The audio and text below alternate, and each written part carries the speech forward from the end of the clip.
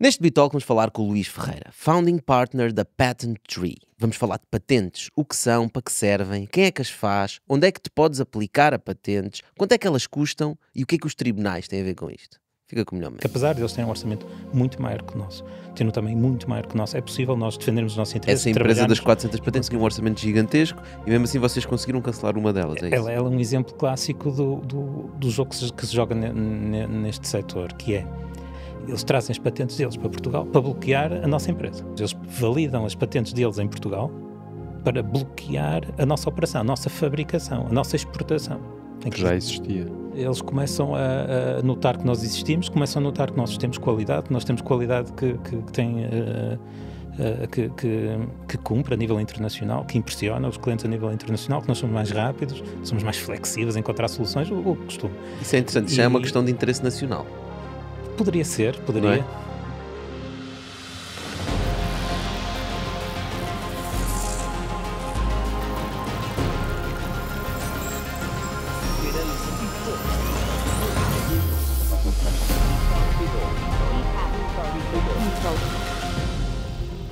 Pois é, Luís.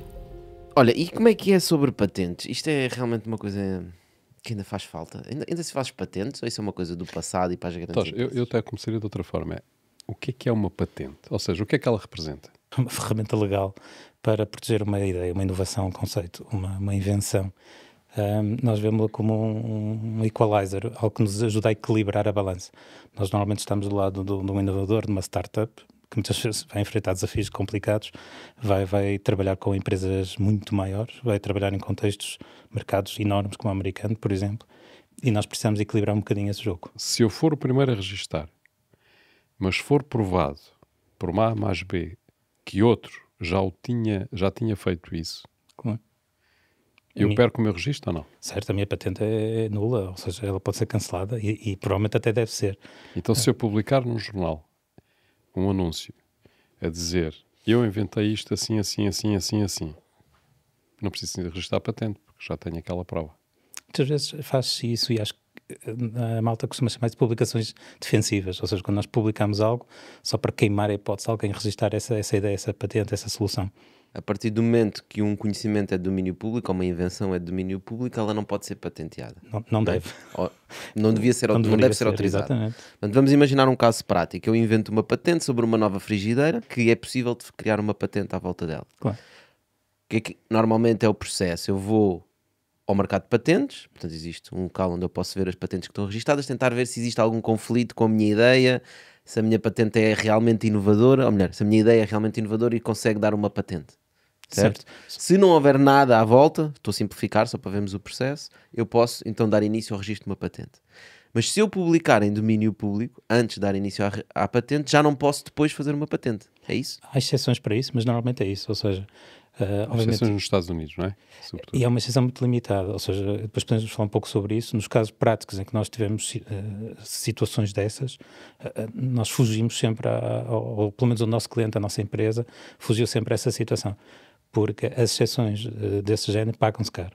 E, por exemplo, fazer valer uma exceção em que eu divulguei algo e depois tentei patentear depois dessa divulgação, é tudo muito bonito, corre tudo muito bem, até surgir uma empresa americana a dizer: eu também tive a mesma ideia e também fiz um pedido de patente. Um processo desses começa logo ali nos 100 mil, 300 mil dólares, só essa discussão. Portanto, vamos ter ali um mini julgamento de tribunal e muitas vezes nem sequer sabemos se vamos ter a patente concedida no final. Só estamos a discutir quem é que foi o primeiro. E essa discussão é fácil e barata quando eu pego na minha ideia, ponho em papel e deposito num organismo oficial que me põe ali um carimbo, diz: sim senhor, hoje, dia tal, mês tal, ano tal, este senhor depositou aqui um documento com este conteúdo. Se eu vou tentar usar, por exemplo, essa exceção americana, eu vou ter que explicar quem que foi o primeiro a divulgar, o que é que divulgaram, quem é que divulgou. Isso é um mini julgamento, ou seja, é como se estivéssemos em tribunal. São custos elevadíssimos e as empresas, nos dois casos que nós tivemos, as empresas portuguesas imediatamente desistiram. Eu pego na frigideira, eu não tenho dinheiro para submeter a patente agora, eu não tenho a certeza se há conflito com alguém, portanto, mas eu quero de alguma forma sinalizar que eu inventei esta frigideira. Portanto, uma das formas é: eu vou a uma conferência e apresento a frigideira. E vou à conferência porque ela é datada, não é? Tem uma data. Mas também podia pegar na frigideira e publicar no blockchain. Por exemplo, No numa Bitcoin, rede de uma Bitcoin rede de ou Bitcoin. Ethereum, uma rede pública de blockchain. Porque aí fica datado completamente e fica arrumado o assunto. Depende um bocadinho. O Qual é o blockchain, tribunal que depois vai dizer que não foi naquela data? É impossível. o problema é que o que conta é a divulgação, não conta a data. Ou seja, antigamente havia umas ideias, umas soluções que envolvia eu descrever uma ideia, pôr no envelope, lacrar o envelope, levar a um notário e depois o notário certificava que o envelope tinha lá. Isso hoje em dia não funciona.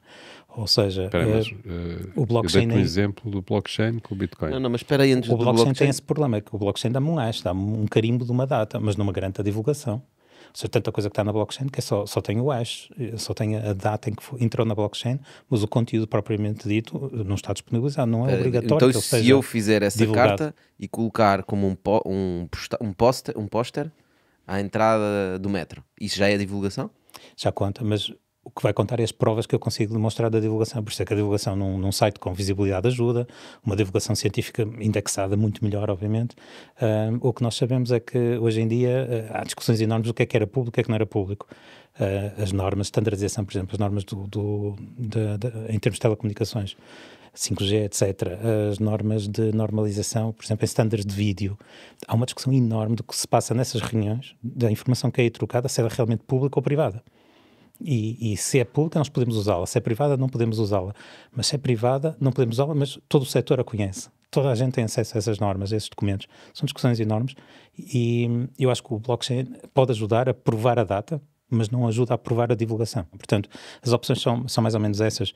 Uma é guardar segredo, até eu ter a opção e financiamento, orçamento para Mas aí avançar tenho com a medo que proteção alguém também descubra a minha patente. ideia. Claro, né? quem protege por segredo tem sempre esse receio. Mas quem tem um pouco de orçamento pode avançar logo para a patente, obviamente.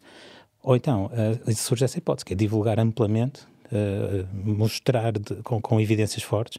Hoje em dia as redes sociais já permitem ter também alguma evidência. Casar isso com algum carimbo blockchain, por que não? Então, agarrando nesse exemplo em que eu decidi não guardar como segredo e decidi publicar em vários jornais, fiz posts no LinkedIn e no Twitter, Bem. etc. O que é que isso significa? Significa que eu tenho alguma prioridade sobre aquela ideia se eu quiser registrar uma patente nos próximos Não, quer tempos? dizer que tu queimaste e já ninguém pode patentear aquilo. Nem tu, nem outros. Eu tenho os dois efeitos, ou seja, Embora nos Estados Unidos eu tenho um período que me permite ainda patentear, não é? Exatamente, ou seja, Ano ou aqui, uma coisa assim. na maior parte dos países eu queimei a ideia. E mesmo os países têm exceções, tirando, por exemplo, o caso realmente dos Estados Unidos, por exemplo, o Japão também tem uma exceção, mas depois eu desafio alguém a conseguir usar essa exceção na realidade, na prática. Porque isso implica ir a correr, meter uma declaração escrita no Japão, assinada pelas pessoas que divulgaram. Essa declaração tem que ser submetida por um agente legalmente reconhecido no Japão, e eu tenho que fazer isso antes do prazo habitual que as patentes têm de internacionalização. Ou seja, a startup ainda está a pensar o que é que vai fazer, ainda agora acordou e já estou-lhe a dizer temos que ir a correr ao Japão meter papelada. Nunca fazemos. Portanto, quando queremos usar a exceção, o Japão diz, é tarde demais. Ou seja, os países usam esses mecanismos para se defenderem e usam isso de uma maneira incrivelmente forte para defender o seu próprio mercado, as suas próprias empresas, os seus próprios inovadores. E isso é uma coisa que nós fazemos relativamente mal, mas podemos melhorar. Os Estados Nós, Unidos, portugueses. nós portugueses e nós europeus. Nós europeus, No geral. Agora, os Estados Unidos realmente têm essa exceção. Dava uma exceção difícil de usar na vida real, na prática, mas lá vamos conseguindo, desde que não venha nenhum americano suscitar também a sua própria exceção. Porque senão entramos naquela discussão que eu falava um bocadinho, caríssima. E imediatamente os portugueses dizem, os europeus dizem, mesmo empresas razoavelmente grandes evitam essas discussões. Okay. O que tu estás a dizer na prática é, se a ideia que tu queres registrar como uma patente existe uma grande probabilidade de ser contestado por outras pessoas que digam que também ou utilizavam aquela tecnologia ou eles foram primeiro, qualquer coisa que vai dar discussão à volta disso, prepara logo umas centenas de milhares de euros para um processo em tribunal. Ou deposita a patente logo possível. Ou seja, nessas situações, usarmos fica aquela mais barato depositar a patente. Fica muito mais barato depositar um pedido de patente. O carimbo num documento a dizer hoje eu tive esta ideia e é reconhecido por um organismo oficial, em Portugal custa 10 euros, na Europa custa 0 euros. Portanto...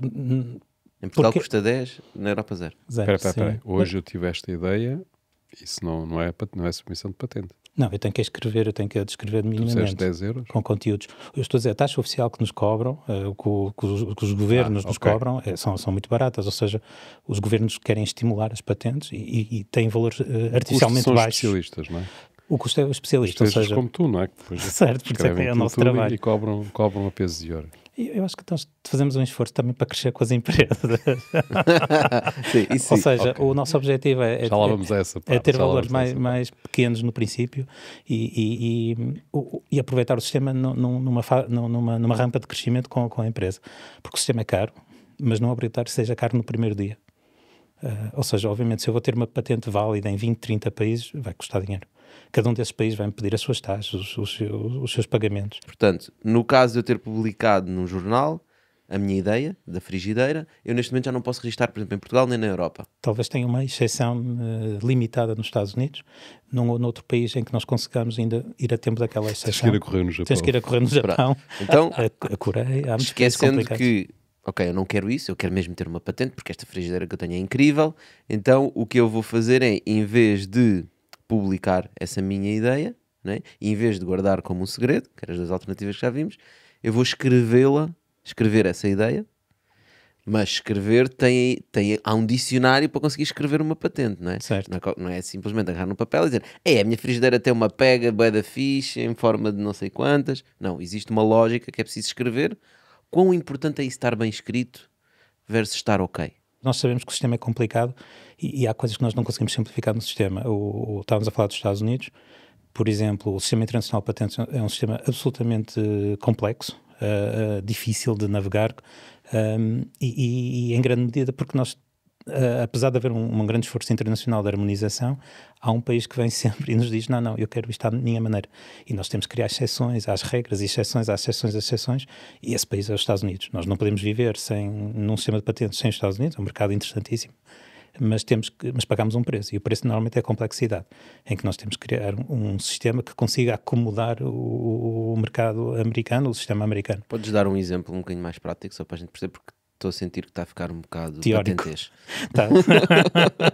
Tipo, um exemplo prático na frigideira é o quê? Do género, na Europa eu posso descrever o material, mas nos Estados Unidos eu tenho Tens que dar uma dentada no material. Descrever de onde é que o material vai, não sei. É uma coisa desse género. Na parte substantiva, ou seja, no conteúdo técnico, acho que fizemos imensos progressos. Hoje em dia eu acho que é possível escrever uma patente que sirva, em termos de conteúdos, se estiver bem escrita, se estiver bem explicada como é que a frigideira funciona, como é que ela pode funcionar, como é que ela pode variar, quais são as suas alternativas. Isso funciona atualmente bem para os Estados Unidos e Europa. Acho que há um esforço enorme em termos de conteúdo, porque eu acho que isso vem mais da malta técnica. Quando dizes que é um esforço enorme, é um esforço de quem?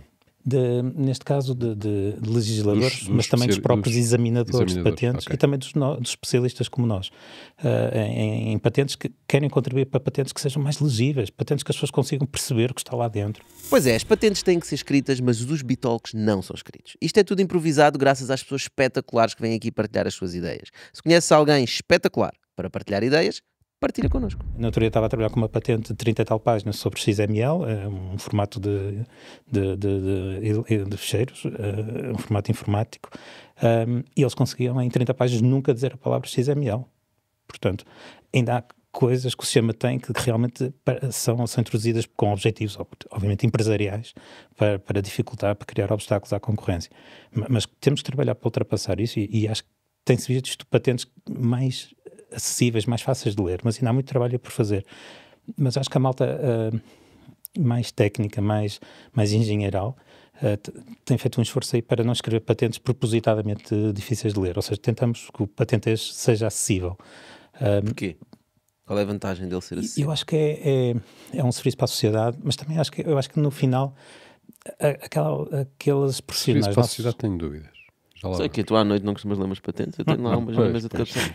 Ajuda a adormecer, de certeza. Leio duas, estou aqui, ó. Mas eu vejo as empresas que fazem isso um bocadinho. Quem faz patentes difíceis de ler, ou tem um orçamento impressionantemente grande, e há empresas que o têm, e dão-se esse luxo, ou então acho que às vezes é self-defeating, ou seja, depois eu vou com uma patente dessas que é difícil de ler a tribunal, e quem é que não vai perceber a patente é o juiz. E hoje em dia, acho que os juízes já olham para as patentes de maneira diferente há uns tempos atrás, em que o juiz hoje em dia quer perceber o conteúdo. Ainda há pouco tempo um juiz inglês vira-se para uma testemunha a dizer, olha, mas eu sou bioquímico de Oxford, o que você está a dizer não está correto. Portanto, hoje em dia os documentos têm que se perceber. Aquela frase, mean what you say what you mean, é uma frase que os tribunais começam a usar muito. E se calhar também já se percebe um bocado aquela lógica de criar patentes por criar, por proteger, para depois, quando houver litigação, eu ter aqui 30 patentes contra as tuas 10, né? E os juízes também já começam a perceber isso e dizem, pá, essa patente que tu descreveste é claramente tipo uma salganhada, uma massa à bolonhesa que tu só inventaste para bloquear a concorrência. Para estarmos aqui nesta discussão, né? Eu tenho visto casos em que se tem conseguido defesas bastante interessantes usando a questão da concorrência, ou seja, do que estar ali presente não justifica bloquear o mercado, o contributo que essa patente dá, que esse registro dá, não é o suficiente para justificar o bloqueio que estavam a fazer a uma concorrência. E aí chegamos ao ponto que estava a pensar, que é as patentes, tu disseste que são um serviço à sociedade.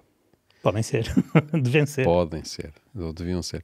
Mas, na verdade, elas só existem para proteger o negócio. Eu acho que concordo. Então, as patentes são um instrumento profundamente capitalista.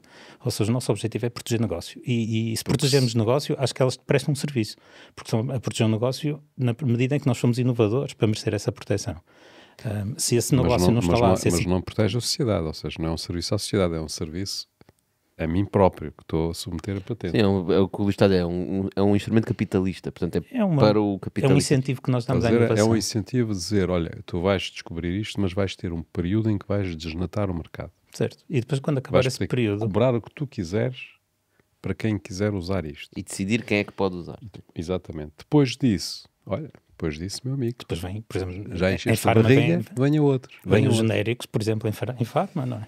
Ou seja, o medicamento genérico muitas vezes vai fazer uma espécie de copy-paste do processo de certificação do inovador e vai ter uma entrada no mercado muito mais facilitada porque não tem que fazer os mesmos testes clínicos que já foram feitos por quem introduziu o medicamento no mercado. Nós, claramente, dissemos aos nossos inventores o verdadeiro preço da patente, mas há custos, obviamente, mas o verdadeiro preço da patente que eu pago é a divulgação. Ou seja, vou ter que explicar como é que aquilo funciona. E no final dos 5 anos, 10 anos, 15 anos, talvez no máximo 20, 25 em situações especiais de proteção, aquilo fica livre. E eu já descrevi como é que se faz, né? Vão poder experimentar, tantas vezes nós fazemos experiências para reproduzir invenções da nossa concorrência, em que nós estamos a analisar se a patente funciona mesmo. Isso faz parte, isso é um processo útil para a sociedade. Se a patente funciona mesmo. Sim, há tanta patente aí que, como estávamos a falar, que desconfiamos que é um mecanismo de bloqueio à concorrência. Sim, mas há patentes também que são descritas de forma a que não se perceba tudo, não é? Ou seja, em que se mantém um elemento de segredo na mesma. Certo. É um pouco como aquele exemplo que eu falava. É aquela coisa de quem quiser replicar o que está escrito não vai conseguir. E eu aí acho que os tribunais estão a ser mais exigentes que antigamente, e ainda bem, em que antigamente, quando não se percebia bem a patente, dizia bem, o senhor é que não percebe, olha, você é que não, se calhar não é inteligente que chegue, lamento. Hoje em dia é ao contrário, ou seja, nós é que temos que dizer, não, olha, aqui está explicado, a pessoa que tentou reproduzir os resultados é que fez um esforço para não conseguir. E nós temos que demonstrar que realmente está bem explicado, que se consegue reproduzir os resultados, que é possível pôr em prática o que ali está. E hoje em dia é um ataque que se usa muito e ainda bem, faz parte. Mas isso é importante ou seja, em termos do sistema de patentes, o que tu estás a dizer é que quando eu registro uma patente, que eu descreva cabalmente, corretamente, e alguém consegue replicar aquilo e vai funcionar. É crítico, é essencial, e isso é a questão que estávamos a falar um bocadinho da frigideira, ou seja, eu acho que muitas vezes nas patentes que nós vemos escritas pelos próprios inventores, em que eles iniciam o processo eles próprios, muitas vezes intervimos a meio do processo, faz parte, às vezes notamos essas fragilidades, em que o inventor conhece tão bem a sua tecnologia que tem dificuldade em torná-la acessível, em explicar como é que chegou lá, explicar o que é que faz realmente, não é? Isso é normal. Isso faz Mas parte. Agora, o exemplo da frigideira, portanto, nós vamos registrar a patente da frigideira, muito bem. Vamos descrever tudo, vamos pôr o esquema todo, o desenho da forma da frigideira, como é que ela é feita, mas há ali um elemento crítico, que é o fundo da frigideira. Para aquilo funcionar tem que levar uma liga especial. Que nós não vamos contar a ninguém. Que nós não vamos contar. E portanto, quem quiser replicar a frigideira vai conseguir replicá-la e ela vai funcionar. Mas não vai funcionar também como a nossa. Só que ao fim de 15 semanas aquilo queima. Eu só tenho que dar reproducibilidade do que coloco na patente. Ou seja, imaginemos que eu digo na patente, esta frigideira dura 10 semanas durou 15, já cumpri. Ou seja, não tem que durar 2 anos ou 3 anos. E isso faz parte daquele negócio que nós fazemos com o domínio público, com o público em geral. Mas este jogo que eu estava-te a explicar, ele existe mesmo, não é? Claro, então, todos os dias. Ou seja, é um negócio que nós fazemos com o Estado, com o domínio público, em que nós damos algo e recebemos algo. E aí tem que haver proporcionalidade. Ou seja, se eu explico como é que a frigideira aguenta 10 semanas, tudo bem, eu tenho direito a uma proteção equivalente a essas 10 semanas. Agora, se eu quero ter proteção para a tal liga especial que me vai durar 1 ano, ou 2 anos, ou 10 anos, eu tenho que revelar. Não, mas eu não vou explicar a liga porque ela é segredo. Ou seja, tu não consegues replicá-la. Vais analisar a liga e não consegues perceber o que é que Sim, é uma forma de proteger um negócio com um mix de patente, com segredo. Né? E isso existe sempre. Ou então às vezes até podemos... há um jogo que até se faz muitas vezes que nem chega a segredo. Imagina-se a seguinte situação: vem um inventor falar connosco e diz: tenho aqui uma liga especial para a frigideira, brilhante em termos de resistência à corrosão. E nós vamos procurar patentes, que é o normal, temos que pesquisar patentes, artigos científicos, e encontramos uma formulação, uma liga muito parecida. E dizemos: olha, já existe uma liga muito parecida, mas olha, eles não dizem nada de corrosão. E nós discutimos e chegamos à conclusão, então vamos escrever a nossa patente, falando dessa mesma liga, exatamente, mas vamos falar de outro aspecto. Então nós dizemos ao inventor: faça testes, veja aí o que é que isto deve ser bom para qualquer coisa. E passado umas semanas, o inventor diz: isto é espetacular para longevidade, dura muito tempo, é uma liga muito estável, então é isso que vamos pôr na patente. E já houve um caso exatamente parecido a isto que foi a tribunal, e o juiz avança depois até saber esta conversa, é partilhada em tribunal, apesar de normalmente ser privilegiada, e o juiz disse: parece-me tudo bem. Ou seja, esse negócio nós fazemos entre dar e receber. Ou seja, quando eu não falei nada de corrosão, eu também optei por não usar nenhum argumento a meu favor em termos de corrosão do material. Portanto, se esse negócio está bem montado com o público, o que eu dei foi o que eu recebi, tudo bem. E é assim que o sistema funciona. Tem que haver uma proporcionalidade em que o que eu descrevo e o que eu não descrevo. E eu acho que isso é um dos aspectos até às vezes mais complicados com os nossos inventores. É porque há duas atitudes. Ou querem dizer tudo, e se calhar demais, ou querem dizer nada e de menos. Tem que haver um equilíbrio entre a informação que colocamos no texto. E acho que esse acaba por ser o nosso principal contributo. Okay. Tu achas que o sistema é útil, em geral? Porque, repara, no mundo das startups, que querem crescer muito rápido e têm ideias... Amor-ódio. Existe uma relação de amor-ódio com patentes, que é... E para já existem muitos investidores e empreendedores que dizem: andar a gastar dinheiro em patentes é só perder tempo, mas é testar o produto, criar produto, testar o mercado, etc. Né? E há outros que é ao contrário. E há outros que dizem: eu nem sequer faço uma empresa se não tiver uma patente. Tu estás nesse mundo, mas o sistema funciona mesmo ou acabou por se criar um sistema burocrático e complexo? Porque depois, quando fomos ver realmente quem tem mais patentes, nem são os inventores, são as maiores empresas do mundo, não é? E se calhar as big techs e as que trabalham com indústria, etc., são as empresas que têm 80% das patentes do mundo. O que estás a dizer é se calhar na prática o sistema de patentes, em vez de incentivar a inovação, está a travá-lo. Poderá estar a travá-lo. Pois, a minha questão é essa: depois de tudo o que inventámos, parece que inventámos um sistema com um objetivo, mas ele acabou num objetivo diferente e se calhar agora já não faz sentido, mas aquele primeiro objetivo é tão nobre que vale a pena manter o sistema, mesmo com os problemas todos. O que é que tu achas sobre isto? Eu acho que o balanço é positivo, obviamente. Trabalho nisso, tenho gosto no que faço, acho que cumprimos uma missão. O balanço é positivo, mas há positivos e negativos, e há negativos grandes que não era má ideia atacarmos-los e resolvermos. Mas deste para o teu casaco de especialista de patentes. Eu acho que, como estava a dizer, o sistema não consegue resolver um problema. Quem tem mais dinheiro tem mais dinheiro. Ou seja, se eu tenho orçamentos enormes, ainda há uns tempos vi um artigo científico muito giro que estava a verificar os outcomes em termos de litigância nesta área, quais eram os indicadores de sucesso neste setor.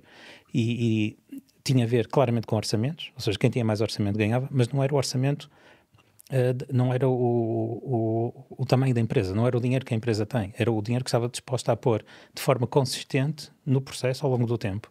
Nós temos casos de empresas pequenas, por exemplo, estou-me a lembrar de uma empresa espanhola que durante anos lutou contra a Samsung e conseguiu impor a sua inovação com qualidade e com consistência, e é possível equilibrar o jogo, mas não conseguimos evitar apagar completamente o facto que quem tem mais orçamento tem mais orçamento.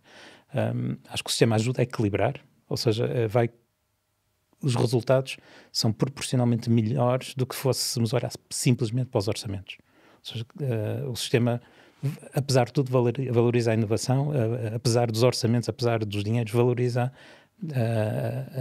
o sistema a ideia. ou os casos litigantes, é o que estás a dizer? No seu geral, todo o sistema...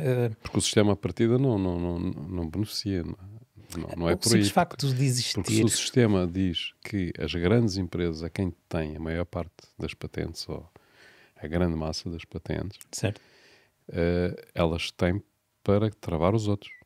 Ponto final, não é? Sim, estamos a falar de empresas como Microsoft, Xiaomi, Samsung, os Googles, etc. Faz parte.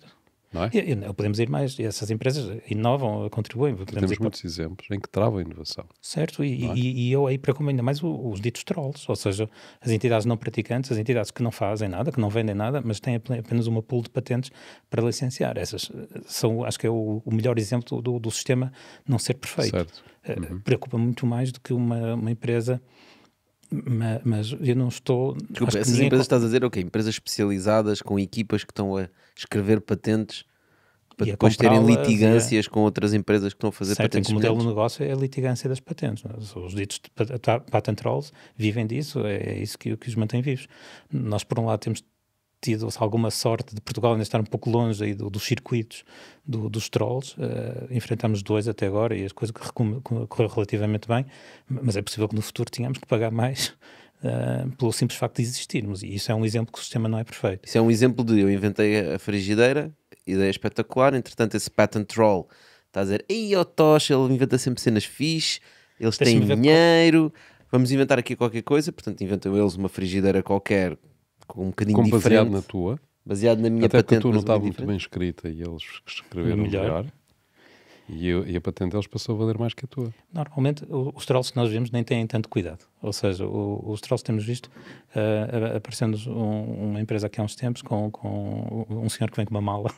Ele vinha com uma mala, mas basicamente vinha também com uma mala virtual, que era um portfólio de patentes, alguns milhares de patentes. Nós fomos a verificar... Milhares de patentes. Sim, tinha 10 mil, 20 mil, um número ainda apreciável. Mas fomos a verificar, desses milhares, menos metade ainda estavam em vigor, das que estavam em vigor, uma pequena fração estava em vigor em Portugal, das que estavam em vigor em Portugal nós víamos infringir talvez, potencialmente, poder-se-ia discutir 2, 3. Fizemos-lhes uma contraproposta muito baixa, obviamente, para o que eles pretendiam, ele nunca mais voltou a Portugal. Mas para já essa é a situação em Portugal. No futuro a coisa será mais desafiante. Há medidas defensivas, há pools defensivas de patentes. Temos algumas startups já a fazerem mecanismos defensivos desses, com algum sucesso, pelo menos não os chatearam até agora. O que é que são esses mecanismos defensivos? É possível startups associarem-se em grupos, em associações, são grupos de empresas que se associam para se defenderem mutuamente contra entidades não praticantes. Ou seja, normalmente o acordo é, eu se participar nessa associação vou ter que emprestar as minhas patentes para a defesa mútua. Essa defesa visa não empresas que infringam os meus produtos, os meus serviços, porque estão a copiar, porque estão a vender no mercado, visam a defesa contra essas entidades que não vendem, que não fabricam, que não produzem. E aí realmente a união faz a força. Um conjunto de 200, 300 startups que são capazes de criar uma entidade que questiona patentes de valor dúbio, que defendem essas startups em situações. Tu estás a falar de uma situação suposta, não é? Não, já existe. Já existe. Nós temos startups a fazerem esses sistemas. E eu presumo que esteja a funcionar porque até agora ninguém os chateou, e são entidades que têm posto em causa patentes que nós muitas vezes sugerimos e enviamos para o grupo a dizer, olha, nós acho que devíamos pensar em questionar a validade desta patente. Esta patente parece-nos de valor dúbio. querem pensar, e eles normalmente têm rankings, têm... Mas porquê que isso é importante para eles questionar aquela patente? Porque está perto das patentes que eles têm? Porque nós achamos que são patentes que não, se calhar não deviam ter sido concedidas, patentes que o examinador estava distraído, se calhar, ou não analisou com cuidado, ou não encontrou um documento relevante para pôr em causa, e são patentes que podem prejudicar o trabalho de todas as startups. Mas isso é importante fazer? Então, se o sistema não é perfeito, se o sistema tem alguma dificuldade em às vezes limpar estes problemas, porque é que não devemos nós ajudar o sistema a funcionar melhor? Estás a dizer, depois de nós fazermos a nossa patente da frigideira, vamos estar atentos a outras empresas que queiram submeter patentes de frigideiras ou que possam, de alguma forma, depois pôr em causa a minha venda de frigideira. Dizer, olha, Tocha, nós temos esta patente, que tu tens da frigideira, está aqui um problema nem com a nossa. precisamos ter a patente. Por exemplo, nós trabalho com uma startup muito gira, muito engraçada, fazem um trabalho ótimo em área da inteligência artificial. A inteligência artificial é uma área de patentabilidade difícil e sobretudo, de difícil policiamento. Ou seja, conseguimos provar que alguém está a usar o nosso modelo de previsão, que está a usar um software parecido ao que nós estamos a usar, é muito difícil. Então, muitas vezes, na área de inteligência artificial, é perfeitamente habitual fazermos uma opção pelo segredo negócio. Vamos guardar o segredo, os nossos colaboradores estão bem motivados, o segredo está bem guardado, não há pressão para a publicação científica, às vezes temos uma colaboração com uma universidade, com um professor, com um doutorando, não existindo essas pressões, nós conseguimos guardar o segredo. Aí é uma situação que eu tenho que estar atento às patentes, mesmo não tendo patente. Tem que ver, imaginemos que alguém agora vai tentar patentear a pega da frigideira, da Sertã, sendo uma pega, uma coisa perfeitamente conhecida, o material, ou seja, alguém que tente patentear algo que já é conhecido para prejudicar essa concorrência sã, livre. Então, vamos estar atentos, vamos questionar essas patentes, porque não?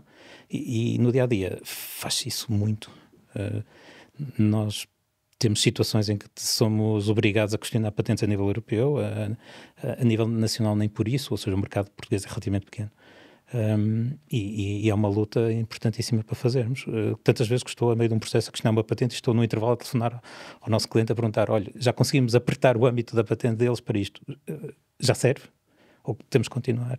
Ou, por exemplo, num intervalo em que estou a falar com o representante da outra parte e ele vem-me propor um acordo, e em que nós dizemos, bem, olha, você tem que apertar a sua patente até chegar aqui, porque senão nós não vamos ter acordo. Faz parte, é uma luta salutar, importante e que resolve algumas imperfeições do sistema, mas estamos claramente a fazer o trabalho que o sistema devia fazer. É um mundo à parte. As empresas grandes têm orçamentos de milhões e milhões de dólares só para terem departamentos de patentes, pessoas a submeter patentes, questionar patentes, ir a tribunal. Não se anda a perder uma data de tempo com isto?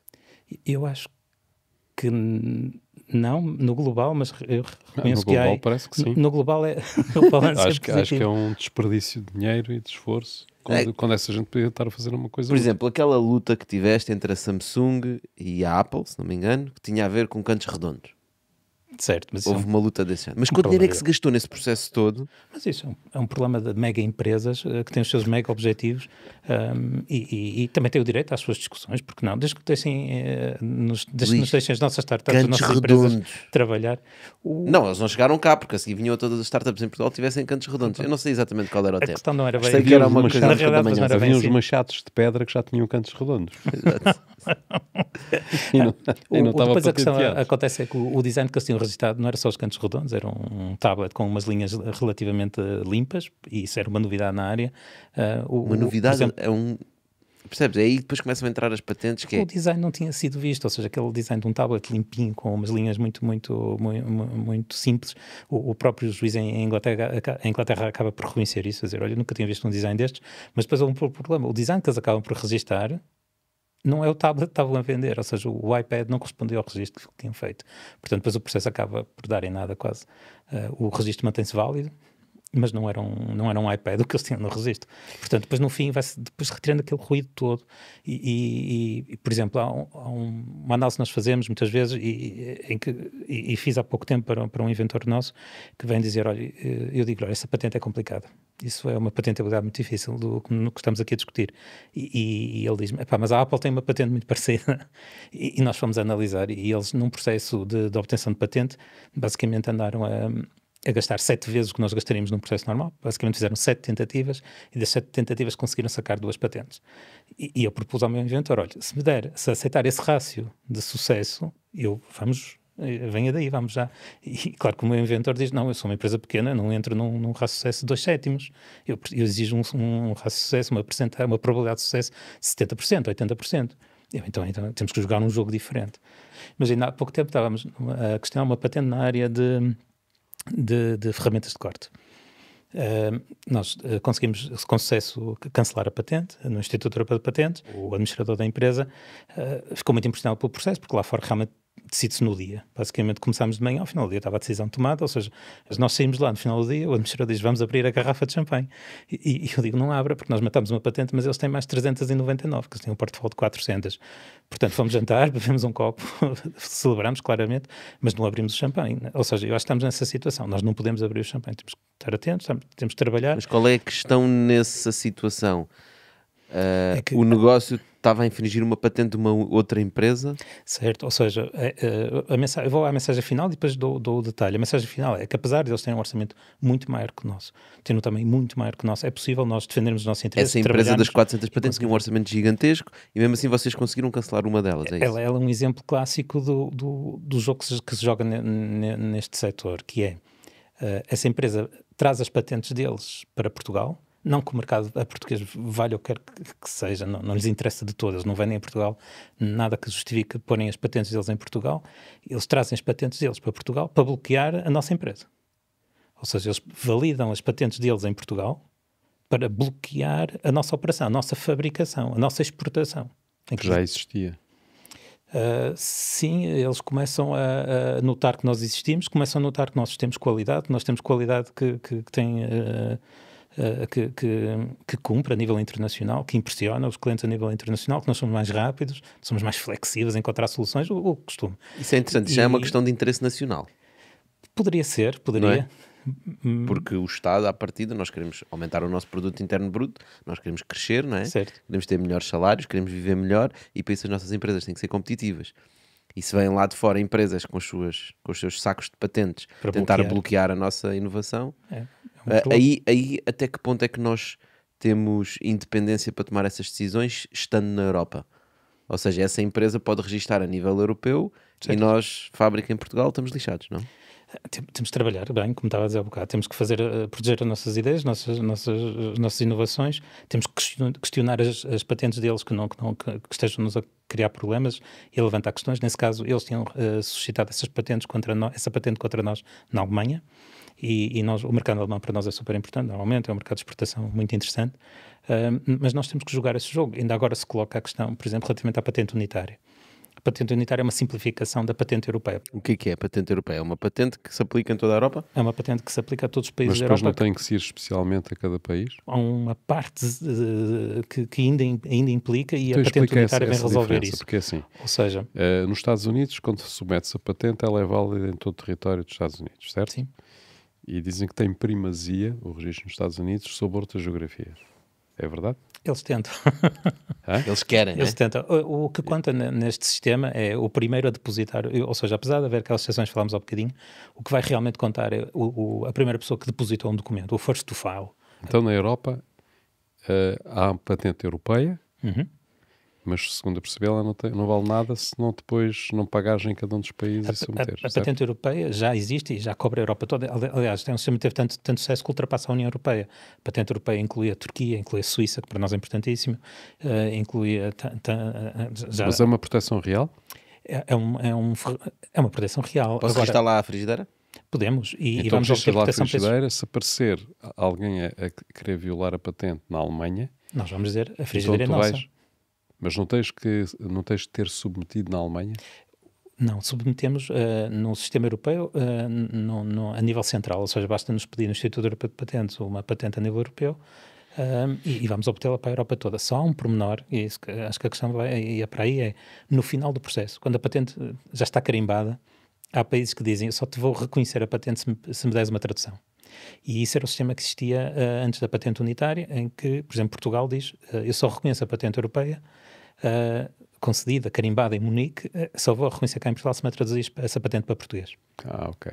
E há vários países que ainda têm essa obrigação. Há países que se juntaram num sistema da patente unitária para acabar com isso e permitir um sistema mais barato, mais prático para quem inova. Claro que tem a consequência, quem inova, quem não inova, quem tem um modelo de negócio mais baseado em reproduzir ideias que viu lá fora, vai estar sujeito porque haverá mais patentes em vigor em Portugal devido a essa simplificação. São muitos países que estão ao abrigo disso? Para já ainda só 17 dos países da União Europeia, prevê-se que vá alargando gradualmente. Agora, nós é que temos que ver qual é o modelo de negócio que pretendemos para as nossas empresas e para o nosso país.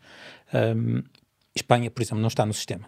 A Itália fez um negócio, em princípio prometeram-lhe um organismo internacional europeu para o seu país e, portanto, diz que entra no sistema. Está à espera que o Tribunal Europeu de Patentes também vá para lá, o Tribunal Unificado. Espanha está fora. Então, quando nós estamos a falar com estrangeiros, investidores, empresas, startups, nós temos de transmitir essa mensagem. Portugal respeita a inovação. Portugal é um bom sítio para localizar uma empresa. Portugal é um bom sítio porque Portugal pertence ao sistema e entra no sistema. Portugal defende o sistema de inovação. A Espanha não está a fazer isso. Sim, mas a Espanha não é nosso adversário nesse jogo. Há outros bem maiores. Depende dos setores, mas há outros. Mas seja como for, a simples mensagem nós dizermos Portugal é um país friendly à inovação, é um país friendly ao investimento, e eu dou o exemplo dos espanhóis ao lado, porque não? É sempre, eu sei que não está na corrida, mas serve para ilustrar esse argumento. Mas certo. Temos que o fazer. É um posicionamento estratégico que o país tem que tomar. Ou vai para a frente ou e vai às para vezes trás, temos não é? essa dificuldade em definirmos qual é que é a nossa estratégia em Portugal. Olha, eu acho isso super interessante, especialmente numa ótica de vermos globalmente e pensarmos um bocado na parte filosófica das patentes e já agora também quanto é que isso custa, mas vamos fazer isso na nossa versão estendida nas nossas redes digitais, onde nós estamos em todas as plataformas, como vocês já sabem. Agora vamos à nossa frigideira. Força. A tal que foi patenteada, Tosh? Esta tem uma patente. Esta agora tem patente. E estão lá 4 envelopes, 4 ingredientes. Vamos lá. Olha, logo o bacon. Ou é uma costeleta? Acho que é uma costeleta. Isso é um bife do Bitalk. Podes abrir, ler em voz alta e responder. Bem, começa logo pelo bacon. Qual a patente que te deu mais dinheiro, não é? Qual a patente que te deu mais dinheiro? Onde é que há mais gastos nesta área? Onde é que há mais, podemos chamar, investimento? Medicamentos. É medicamentos e litigância. Litigância. Certo? Ou seja, litigância. Eu acho que há um bocadinho estávamos a falar da questão de que jogo queremos jogar a nível internacional. Nós temos, por exemplo, um problema enorme com as autoridades nacionais, que é, nós importamos bastante. A nossa empresa, a nossa equipa, o nosso trabalho, nós importamos bastante. Porquê? Quando eu quero fazer uma patente nos Estados Unidos, o que é que eu faço? Eu tenho que pagar aos Estados Unidos. Quando eu quero fazer uma patente na Coreia, no Japão, na Índia, basicamente são fluxos que saem de cá para lá. Portanto, quando eu explico a uma entidade oficial que quando eu importo, o país exporta, eles demoram algum tempo a perceber isto e muitas vezes nem percebem. Ou seja, que quanto eu mais envio valores para o estrangeiro, quer dizer que as nossas empresas, os nossos inovadores estão a proteger-se lá, porque estão a bloquear o mercado. Ou seja, cada vez que eu faço uma patente, imaginemos no Brasil, eu estou a bloquear o mercado brasileiro a favor da minha empresa nacional. Isso é bom. Agora, isso quer dizer que eu tenho que mandar um fluxo de dinheiro para o Brasil. Quer dizer que nós estamos a ser importadores. Por exemplo, ao contrário, uma empresa no nosso setor que seja exportadora, que nós claramente não somos, ou seja, o nosso modelo é ir lá para fora, está a fazer ao contrário, está a bloquear o mercado nacional, recebendo valores de empresas, como estávamos a falar agora, para bloquear as patentes, para bloquear o mercado português. Engraçado, portanto, o teu negócio é daqueles negócios em que é melhor tu exportares, não é? Importar. É melhor importares, desculpa, do que exportar. Ou seja, é o contrário do típico. Um indicador fantástico para a vitalidade da nossa economia é quanto mais eu importar.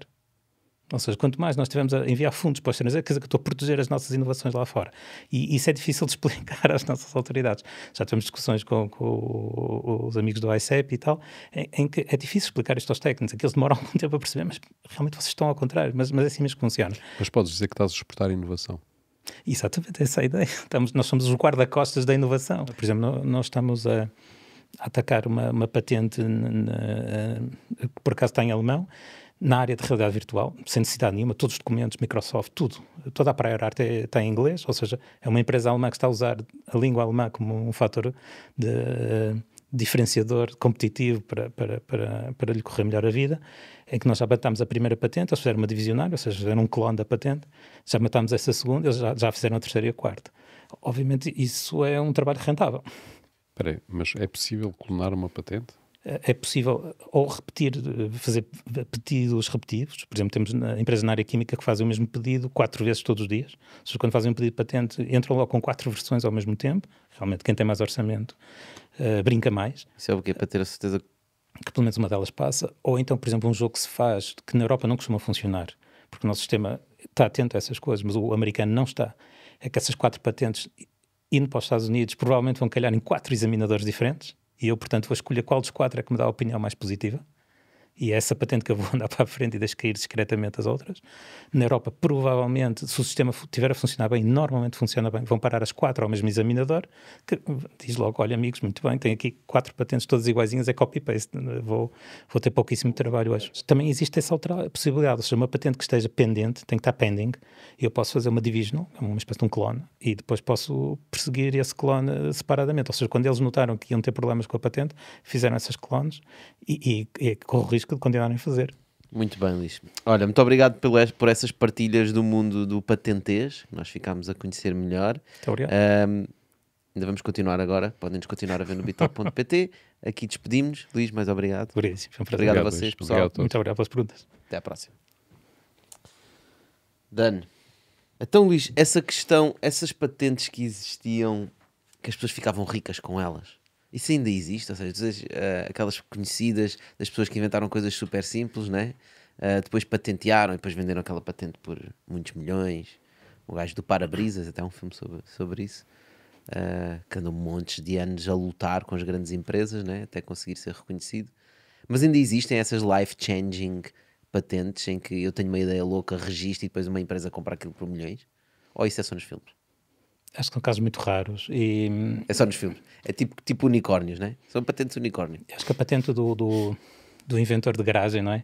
Que depois luta contra tudo e todos. Há uns casos, e nós gostamos até de falar deles, o senhor que tinha uma mesa para trabalhar, para fazer os hobbies com ferramentas, com o berbequim, com uma mesa para trabalhar com o serrote, uma mesa montável, desmontável. Tem uma luta enorme contra a Black & Decker para proteger essa patente, ou por exemplo aquela senhora que tinha um copinho para os bebés beberem, que está sempre em pé e tem uma válvulazinha para não entornar.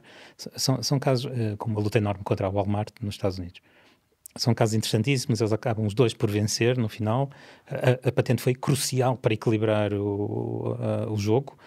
Sem a patente que teriam sido completamente cilindrados, mas acho que ainda são casos relativamente raros. Ou seja, eles tinham a patente, por exemplo, do copo.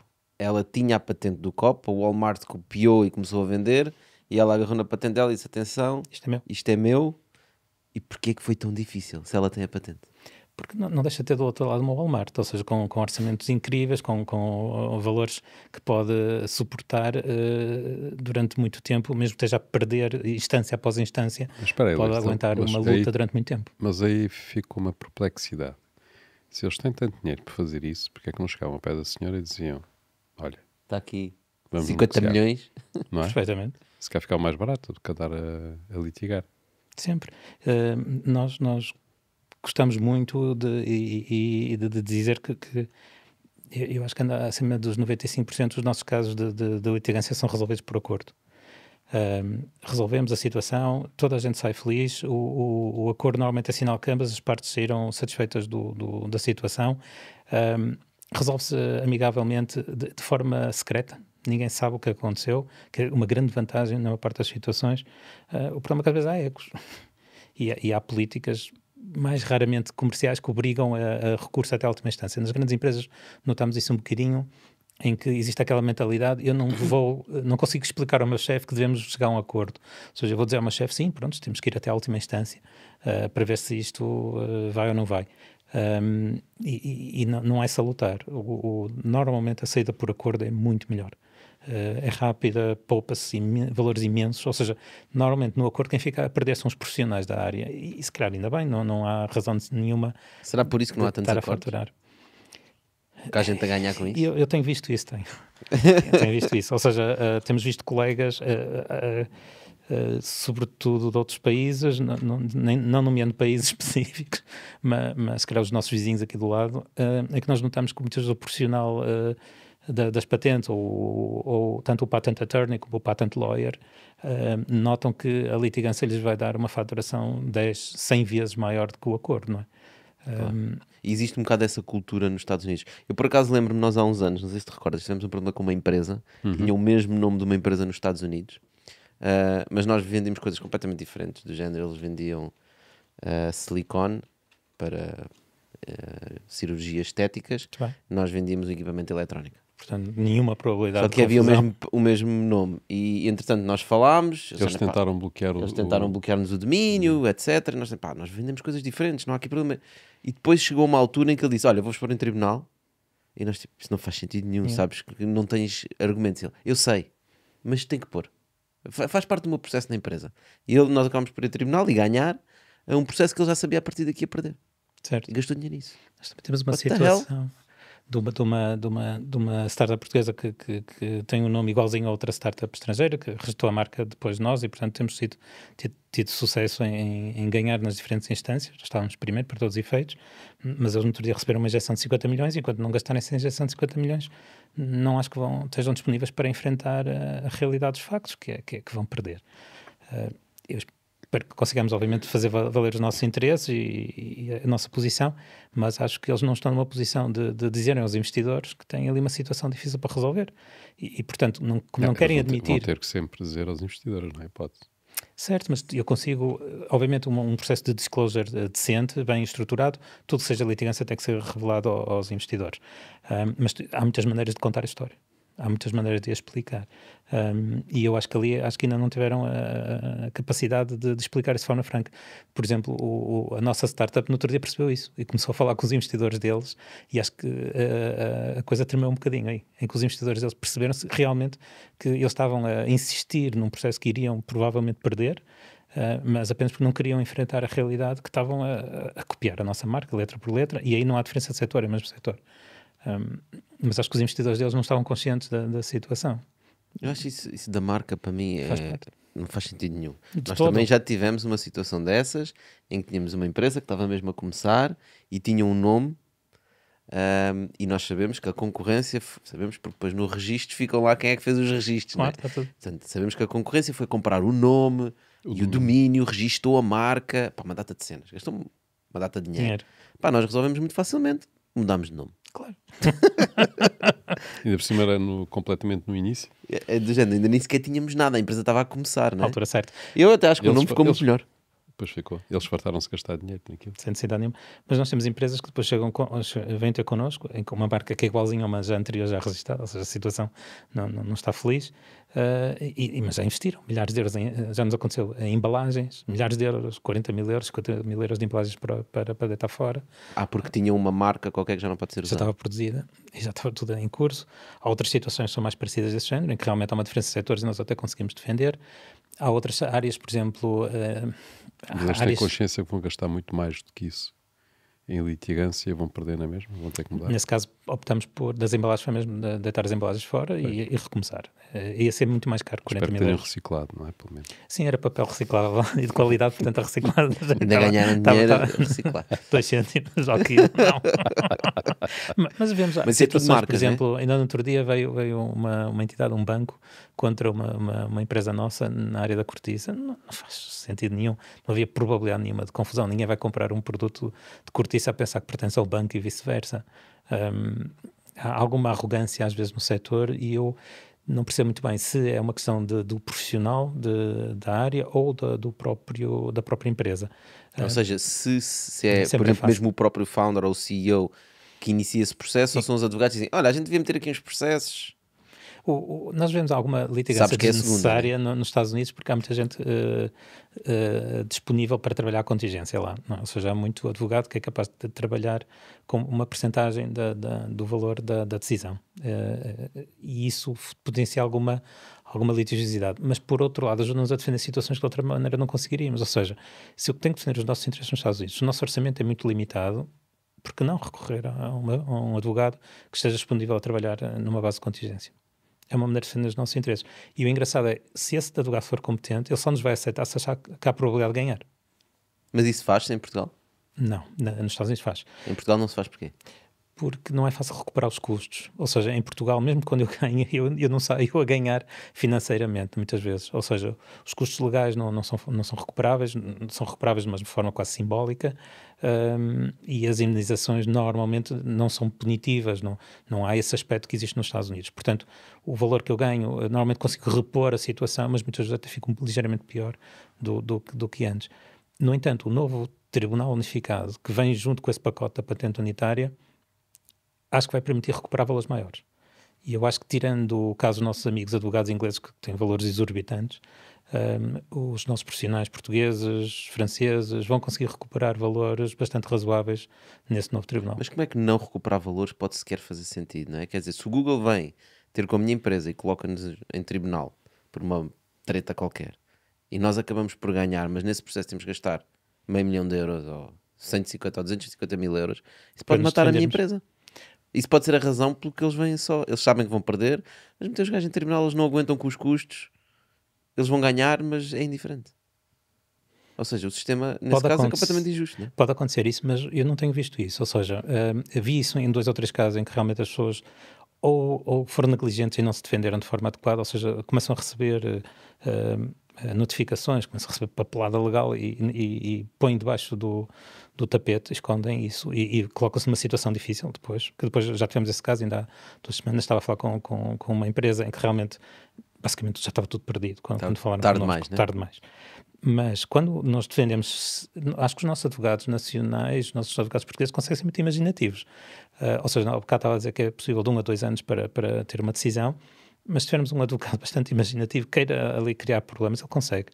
E consegue atrasar, e consegue criar dificuldades, e conseguimos com um bocado de jeito empurrar uma entidade dessas para um acordo.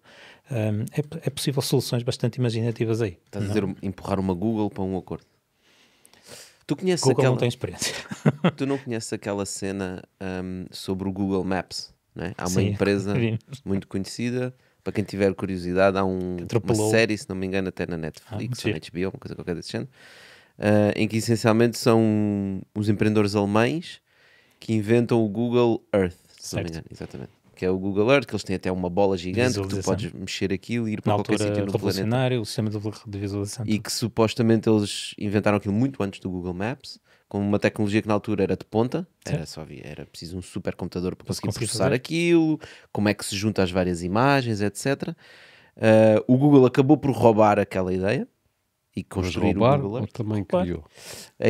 A história que se conta na série, que eu não sei até que ponto é que é verdade, é que havia um engenheiro que estava na Google, a quem eles foram apresentar a ideia, e que o gajo disse, isto é bué da fixe, pá, um dia temos de fazer alguma coisa, mas depois aquilo não correu, e eles queriam ir para a Alemanha, e depois passados uns anos, ele apareceu com o Google Maps, e era o gajo quem trouxe o Google Maps para a Google. E eles foram para terminar, desculpa, só para terminar, e perdem. Certo? Acho eu, perdem, não é? Aquilo não correu bem.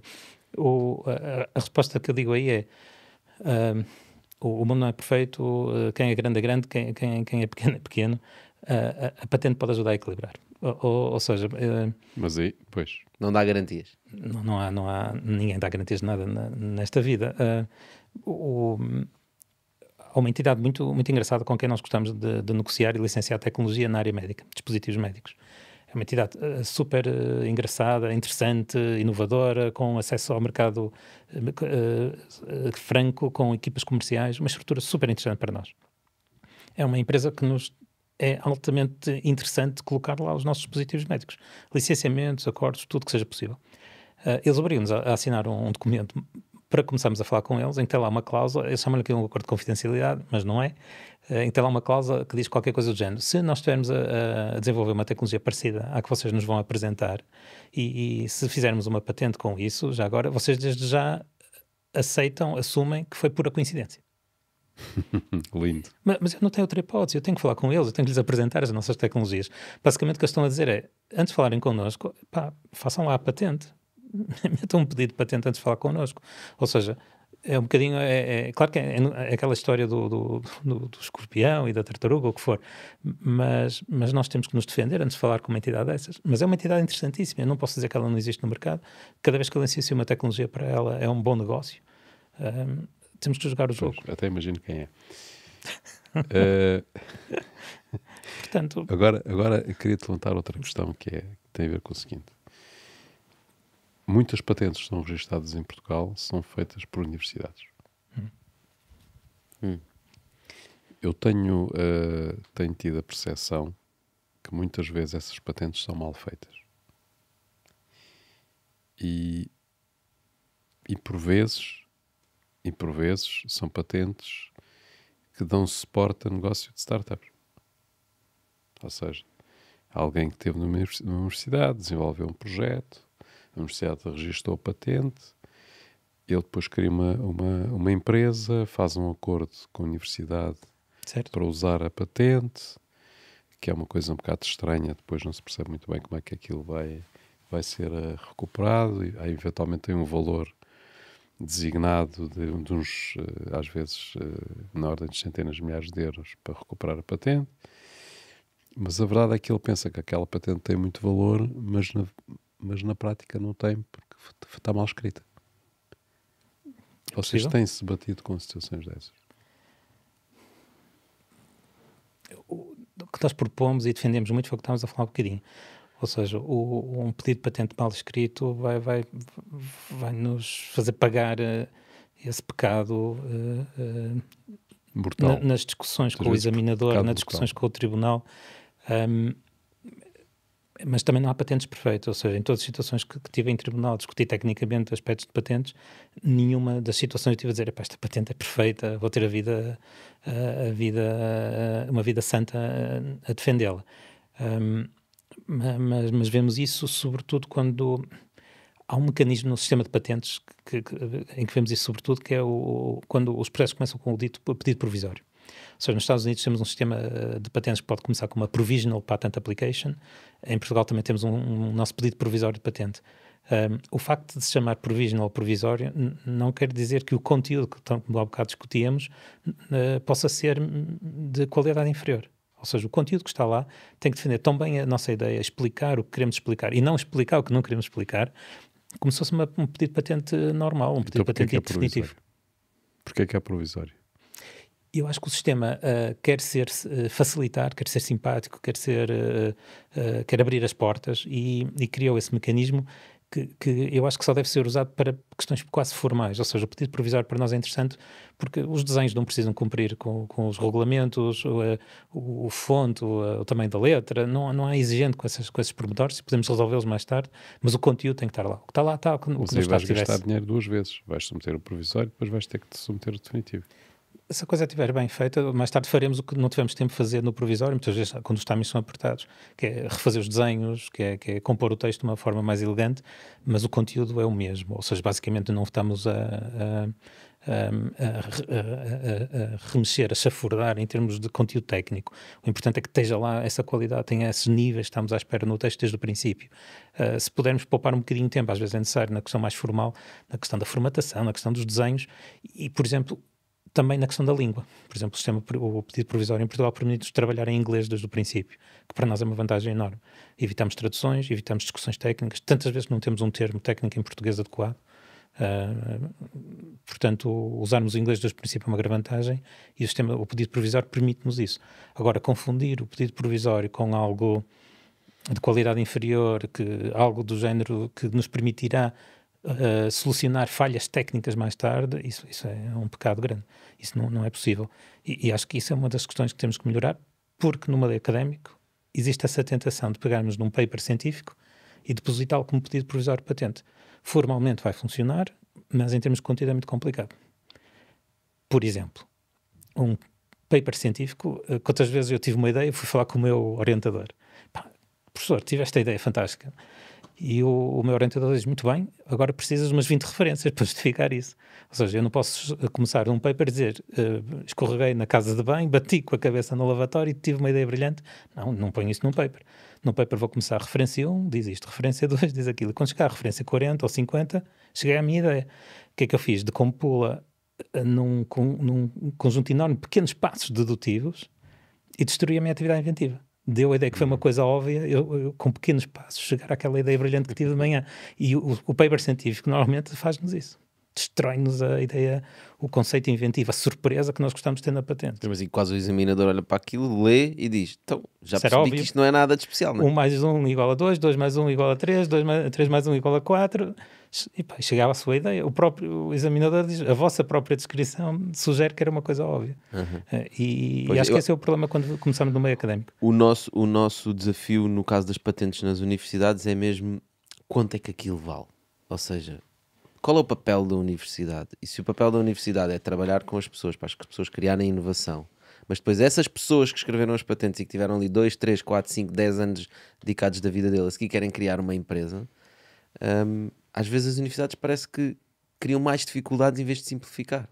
Né? E se o objetivo da faculdade é o que é dizer, olha, aqui cria-se uma inovação, daqui saem spin-offs de empresas, né? E os investidores, venture capitals, adoram a nossa universidade e adoram as patentes que saem daqui, isso é muito mais valioso do que ficarem conhecidos como os bloqueadores de Eu gostava de saber, eu não sei, posso estar completamente enganado, mas eu não sei se as universidades ganham dinheiro com patentes, ou se alguma universidade ganhou dinheiro com patentes. Sim.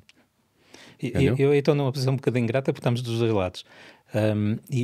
Portanto, eu gosto de dar o exemplo quando as coisas correm bem. Quando as coisas correm bem, vamos buscar esse apoio então, conta lá de imagem, de marketing, de carimbo de qualidade. Vamos buscar o apoio académico, muitas vezes falha ao longo dos projetos, em que 1 ano, 2 anos depois, estamos a chegar ao mercado e temos dificuldades técnicas complicadas e precisamos voltar à universidade para nos resolver problemas complicados. E ao mesmo tempo, temos universidades que têm expectativas realistas do valor da tecnologia.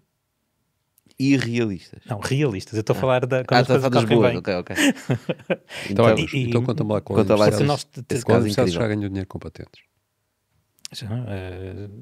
Não entrando em casos concretos, mas um negócio de 5 milhões... em casos concretos, se é público ou é segredo. Não, muitas vezes pedem-nos e temos cláusulas que nos impedem de contar livremente, mas podemos repetir o que vemos nos mídias, um negócio de 5 milhões de euros, um negócio de 2 milhões de euros, e existem negócios. Isso é empresas que vão à universidade comprar patentes... Num modelo normalmente misto, ou seja, a compra pura da patente não existe, mas, por exemplo, nesse negócio de 5 milhões, uma empresa estrangeira vê as patentes, por acaso, normalmente não é por aí que vem a nossa empresa, mas nesse caso viram as patentes, disseram, nós estamos a tentar fazer isso, não estamos a conseguir fazer isso, por favor, mostrem-nos como é que fazem. Que se calhar quer dizer que as nossas patentes até não estavam totalmente bem explicadas, porque eles tentaram reproduzi-las e lá terá alguma dificuldade. Não sei, não vou comentar. Okay. Mas vem falar connosco e depois o negócio é estruturado, ou seja, implica uma transferência de equipas, de pessoas, objetivos, os 5 milhões são todos estruturados, ou seja, acho que era 2 milhões cash e o resto era em stock, meios, produtos, laboratórios, etc. E vem com cláusulas. Ainda agora o nosso empreendedor recebeu uma proposta para uma coisa parecida, mas basicamente era para mudar para a China. E isso já é mais complicado. Para mudar ele e a equipa, é isso? Sim. As empresas não querem só comprar a patente, querem comprar as pessoas que têm o know-how. Sempre. Por exemplo, nesse negócio o nosso que falava há um bocadinho, a primeira coisa que eles dizem, nós queremos o professor. O professor e a equipa do professor. Tem que vir. Ninguém compra aí. Muito raro as pessoas comprarem a patente seca. O papel só, né? Não vem. Agora, a patente, o know-how, as pessoas, o apoio, a continuação, a consistência é que é preciosa. Não? Ok, então vá. Quanto é que custa fazer uma patente? Quanto é que vai-me custar registar esta frigideira? Incrível. Isto que é espetacular. O Luís olhar para a frigideira. Já está a olhar, já lhe está a tirar as medidas. Só para ter uma ideia, para as pessoas terem uma ideia, se eu quiser embarcar nesta viagem, o que é que isto vai significar? O primeiro passo é escrever um documento decente, a explicar bem o que é a frigideira, como é que a gente a faz, como é que a gente constrói, que vantagens é que ela tem, que problemas é que ela resolve. E nós temos visto investigadores, inventores, inovadores nossos a fazerem documentos bastante bons, ou seja, sentam-se, escrevem uma coisa bem escrita. É uma questão técnica, não é uma questão legal. É ter um documento com qualidade a explicar. Ler umas quantas patentes, perceber qual é que é o patentez, surpreendentemente, boas. Não. Ou seja, as patentes que muitas vezes vão procurar e as que encontram são normalmente as piores escritas. Ou seja, vêm ter connosco a dizer, olha, eu inspirei-me nesta patente e eu olha, essa é a pior que podia ter arranjado. Ou seja, vêm com patentes, normalmente aquelas que tentam ofuscar de propósito, ou patentes que se calhar também não muito bem escritas desde o princípio, princípio, porque eu acho que existe... Portanto, melhor esquecer o texto das patentes e fazer um texto Mas original. deve haver um site onde tem as 10 melhores patentes jamais escritas. As patentes melhor normalmente foram muito discutidas e portanto não são perfeitas, são sempre muito problemáticas em termos de escrita. Os institutos, o europeu, o nacional, tem lá uns exemplos que nós podemos inspirar. E não é proibido olhar para umas patentes, mas olhar para as patentes e ver a que nós percebamos que explica bem a ideia, que comunica bem a solução, que comunica bem o problema, e não aquela que nos parece, que às vezes o inventor vem e diz, Luís, esta patente é muito boa, não se percebe nada. E eu, não é nada isso. Ou seja, depois o juiz vai perceber, o investidor vai perceber. Tantas vezes que a gente já viu o investidor numa startup a mostrar a patente na mão e dizer, foi aqui que eu pus o meu dinheiro.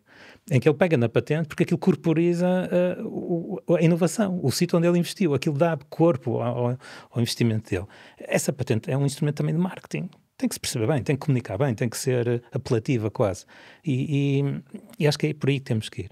Agora, pedir a alguém profissional para tratar disto, eu acho que é difícil fazer por menos de 1.000 euros uma coisa decente, é a minha opinião. Na área de software facilmente vai para mais. Software está a dizer algoritmos, por exemplo, plataformas. inteligência artificial, por exemplo... Quanto mais? De uns 2.000 euros, por exemplo, é possível fazer trabalho muito bom por esse. É muito mais complicado, desses. porque é muito mais complicado escrever uma patente à volta de algoritmos do que escrever uma patente da frigideira. A discussão é mais complicada, mais sofisticada, a patente nessas áreas é mais difícil, muitas vezes discutimos muito mais o que não colocamos do que o que colocamos. Por exemplo, ainda agora estava-se a discutir um caso muito giro que foi uma patente que foi completamente recusada, em que tinha como título como aumentar a profitability. Claro que se poderia colocar isso numa patente. A patente é uma solução técnica, uma frigideira que funciona muito bem. Eu não vou dizer que esta frigideira vai me dar milhões na patente. Claro que vai me dar, é esse o objetivo, mas eu não escrevo isso na patente. Isso é uma boa maneira de irritar o nosso examinador de patentes que gosta de falar de frigideira. Pois, ainda bem, então eu vou tirar essa claim, porque eu já tinha esse claim na minha patente da frigideira, que era, depois de cozinhares com esta frigideira, vendes melhor. Então, exatamente. isso não é bom, então. Nós não falamos disso. Okay. Não, nós gostamos só de falar das questões técnicas, ou seja, a patente é para a tecnologia e nós estamos a impressionar um examinador que gosta de tecnologia, que normalmente é um doutorado da área, e também queremos impressionar, hipoteticamente, um juiz que vai ser deslumbrado pela nossa solução técnica. Ok, então escrever a patente é o primeiro passo, não é? Certo. Agora, depois lá fora vemos valores um bocadinho mais altos, ou seja, acho que isso é um dos trabalhos que nós fazemos bem. Mas é preciso depois pôr outros, ou seja, há casos em que se recorre depois a advogados americanos para submeter a patente dos Estados Unidos. Certo, ou seja, esse caminho da internacionalização, a grande habilidade, a nossa tática, a nossa estratégia é como garantir essa proteção na Europa, nos Estados Unidos, no Japão, certo, na Coreia, minimizando os investimentos iniciais. Por exemplo, sincronizarmos esses investimentos com a altura das injeções de capital é uma arte. Então, quando temos o nosso empreendedor que nos diz, eu preciso aqui 3 meses para a próxima injeção de capital, e não andamos ali a torcer o processo todo de patente para conseguirmos cruzar um investimento grande que temos de fazer numa dada fase do processo com esse investimento que vamos receber em dado momento. Mas onde é que eu vou submeter a minha patente, Luís? Primeiro, submeto em Portugal, Europa, Estados Unidos ao mesmo tempo? Como é que é Nós aí o temos standard? Visto coisas que às vezes me deixam muito surpreendido e às vezes escandalizado. Por exemplo, eu se quero andar com um processo rápido de patente nos Estados Unidos, a maneira mais lenta de o fazer é ir diretamente aos Estados Unidos. Ou seja, a malta que me diz, eu preciso de uma patente nos Estados Unidos, vamos já fazer uma patente nos Estados Unidos, preciso dela muito rápida, é das maneiras mais lentas que eu tenho de o fazer. Ou seja, eu para andar nos Estados Unidos tem duas maneiras, para andar rápido nos Estados Unidos tem duas maneiras, ou pago, há uma taxa chamada track one para obter uma aceleração de processo, se tiver esse dinheiro, tudo bem, mas é uma taxa relativamente cara. Para uma PME, estamos a falar ali à volta de $3.000, incluindo as taxas, os honorários do nosso colega americano, porque normalmente implica termos alguém de qualidade a acompanhar-nos lá. Mas eu consigo algo muito melhor, que é fazer um pedido na Europa, obter uma opinião positiva na Europa, um relatório que vem relativamente rápido na Europa, normalmente à volta de 6 meses, e depois usar esse relatório para passar à frente da malta nos Estados Unidos, no sistema que nós dizemos autoestrada das patentes, a Patent Prosecution Highway, em que eu passo à frente das outras pessoas nos Estados Unidos, porque eu tenho um relatório positivo europeu. Um examinador, não é? E agora imagina, sou um examinador de patentes, um trabalho aborrecidíssimo, era incapaz de ser examinador de patentes. Nós gostamos desta coisa de ajudarmos os nossos inovadores, estamos sempre parciais, queremos empurrá-los para a frente, estarmos do lado deles. Era incapaz de ser examinador de patentes, estar ali o dia todo a ver, a dizer isto é bom, isto é mau, isto é bom, isto é mau. Mas imagina, eu sou um examinador de patentes, estive ali o dia todo a fazer um trabalho horrível. Na minha opinião, se calhar eles gostam, não é? Acho que há malta que aprecia essa tarefa, mas seja como for, tive um dia complicado e depois penso, vou pegar num novo pedido de patente, olha, vou começar mais um caso. E depois tenho ali 2 pilhas na minha mesa, a malta normal e a malta que veio com uma opinião positiva da Europa, que passou à frente da fila, porque já tem uma opinião positiva que veio do examinador europeu. Se eu tiver a precisar descansar um bocado, ter um bom momento profissional, em que pilha que eu vou buscar? Vou buscar a opinião que já vem com uma opinião positiva europeia. Deixa eu pegar aqui num destes bons que estão aqui na minha mesa, não vou pegar nos maus, vou pegar nos bons. O examinador já pega nisso de outra maneira. E então vai analisar o pedido. Normalmente é muito persuasiva a opinião europeia junto do examinador americano. O contrário, nem por isso, mas funciona muito bem. Ou seja, nós dizemos, olha, o examinador europeu, que normalmente é mais exigente, que tem acesso a bases de dados mais sofisticadas, já disse que sim. Veja lá o que é que acha disto. E isso permite passar à frente a obter uma patente rápida nos Estados Unidos. E é esse o jogo que nós jogamos. Mas eu posso submeter nos Estados Unidos depois de ter submetido, ou seja, estás a dizer, então submete primeiro na Europa, vamos submeter a frigideira aqui na Europa, é a tal patente unitária que estavas a falar que ainda não entrou em vigor, mas a europeia já existe, só falta aquele retoquezinho da unitária que vai entrar em vigor em 1 de junho. Então eu submeto na Europa, mas a seguir, passado 6 meses, eles dão-me um parecer positivo, mas eu penso, não, mas eu quero mesmo vender este produto na África do Sul, nos Estados Unidos e na Austrália. Perfeito. Ou seja, eu tenho 1 ano para internacionalizar a minha ideia, levá-la a outras jurisdições, a outros países, e nesse caso, se eu conseguir levá-la já com relatório positivo, por exemplo, eu chego à África do Sul, é automático, eu recebo logo a patente.